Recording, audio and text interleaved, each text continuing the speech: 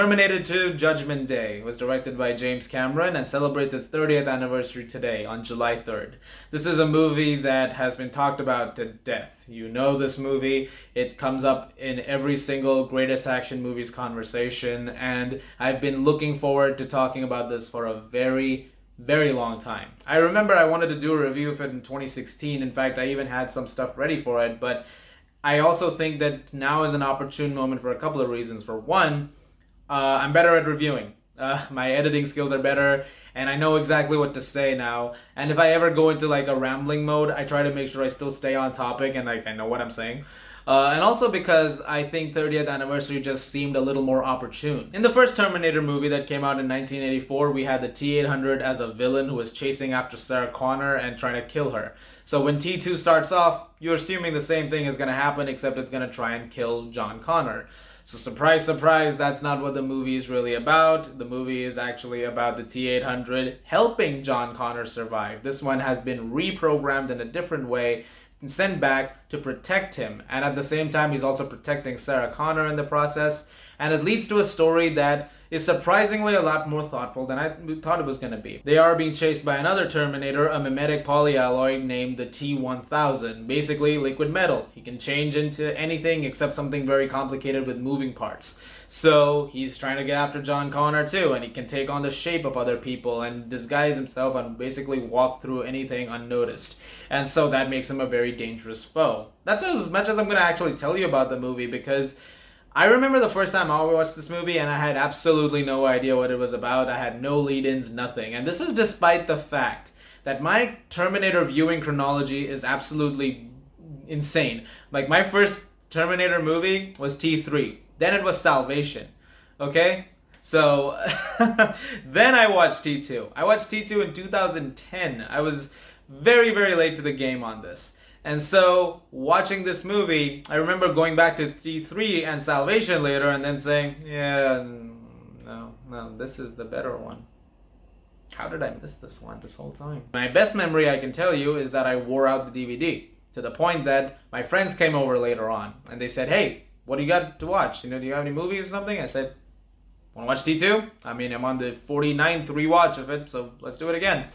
And there were problems on the disc. There were scratches. It wasn't working properly for a few minutes.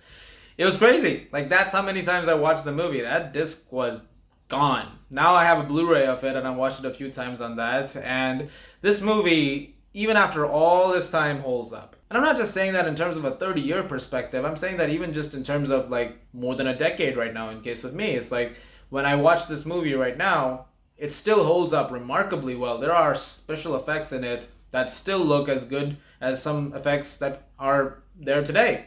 And some of it was so revolutionary and so groundbreaking. Of course, this movie deserved all the love that it got and then some. And it's incredible. Terminator 2 is one of the greatest movies of all time. It's a film that is, again, not as simple as it sounds. It's not just about robot trying to save a human child. It's also about our relationship with technology and the dangers of that, the pros of it. When is it good for us and when can it be dangerous and what harm we can cause from that? Of course, we see that play out quite literally at points, with characters like Miles Dyson, and then you understand what's going on at Cyberdyne. Eventually, as you know, that's what leads to creation of Skynet. And so watching all of that sort of play out is also interesting because it plays out as an action movie, but it also plays out as a more thought-provoking commentary. And that has all the credit has to be given to the storytelling and the direction, because this could have easily, like I said, been another action movie. But Cameron turned it into something extremely personal and something incredibly touching at times, to the point that you often find yourself feeling a bit emotional while watching T2.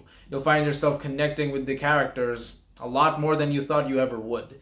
And a lot of that is credit also to the way he's directed the actors. Now, I'm not saying any of the performances in this are groundbreaking per se. I do think that Linda Hamilton is fantastic as Sarah Connor, and Arnold Schwarzenegger is a great choice for the T-800. He just absolutely gives into that personality. But every once in a while I hear complaints about Edward Furlong as John Connor, and no, you know what? We're not doing that. He played it fine. He actually played it really well. I mean, I think what a line reading here or there is what people have an issue with. Sure, but whatever, man. Everybody has a line reader here and there, which is not the best.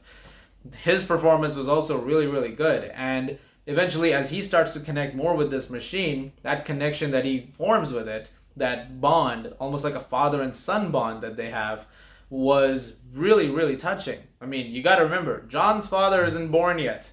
That guy comes in later. And so, this is a very interesting opportunity for them to explore that dynamic, something that John never had. But since Sarah Connor has also been out of the picture for a while, and she's come into his life a little bit later too, he's slowly starting to understand what it's like to have a family.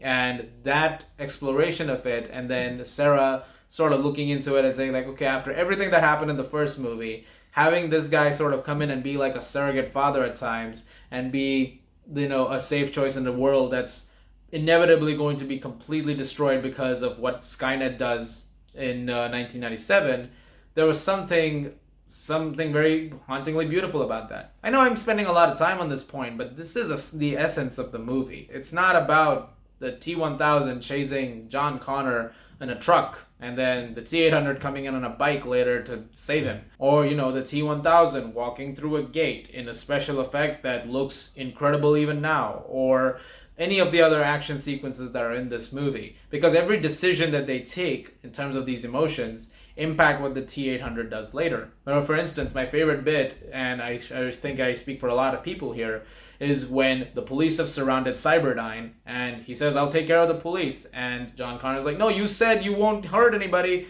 And he just turns around and says, trust me. And he doesn't kill a single police officer. He just basically takes out all the artillery so that he can stall them and that they can get out of there without, being shot down, which I think is awesome. I think the fact that they adhere to those details is incredibly powerful, and it makes for a very meaningful character study, because now you're giving this machine who has absolutely no soul an understanding and trying to emulate what a human being can feel, despite the fact that there is absolutely zero, emotional connection that he can establish in any way. This is the stuff I really think about when it comes to T2. I don't have to talk to you about the other stuff because you already know the other stuff. You already know it's great. You already know the soundtrack by Brad Fiedel is phenomenal. You already know that it's a really well-paced and really tense movie, and it just is one of the greatest action movies ever. You already know all of that. You know it looks great. You know everybody's good in it. So all of those things are the obvious. But I specifically touched upon the stuff that I think makes it so special, and even now resonates. We've had Terminator movies, a ton of them since. We've had 3, Salvation, Genesis, Dark Fate, and none of them, even though I enjoyed a chunk of Dark Fate, doesn't come near this movie. Although since I am talking about it, the T-1000 is also the best villain this series has ever had, because ever since then, whether it be TX in the third one, or the T-600 in Salvation, or the T-3000 John Connor thingy in Genesis, or Rev-9 in Dark Fate, none of them are near this guy. This guy is still great. Robert Patrick absolutely kills it.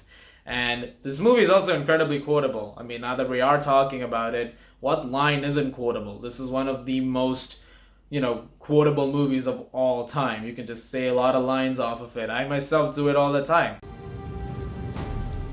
Hasta la vista, baby.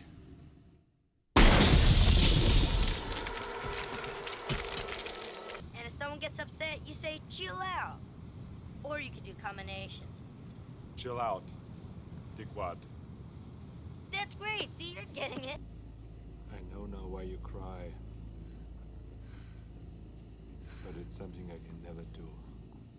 And I think what also ends up making it special, and that's why I hinted at the family part so much, is because my family recommended it. This wasn't a one-sided thing. This was mom and dad.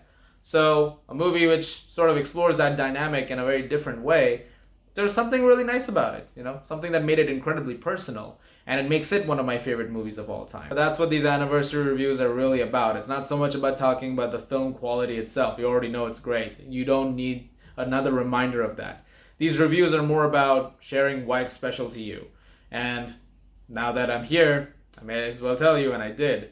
And that is why Terminator 2 is practically a perfect movie for me, and it absolutely deserves a 10 out of 10. Guys, thank you very much for watching. Look forward to more reviews very soon. I'm looking forward to talking about things like Black Widow and the other stuff. I didn't see it yet. I know a lot of critics did, but I didn't get a screener. So I'm waiting on Friday. I'll have that and the spoiler review up pretty much at the same time.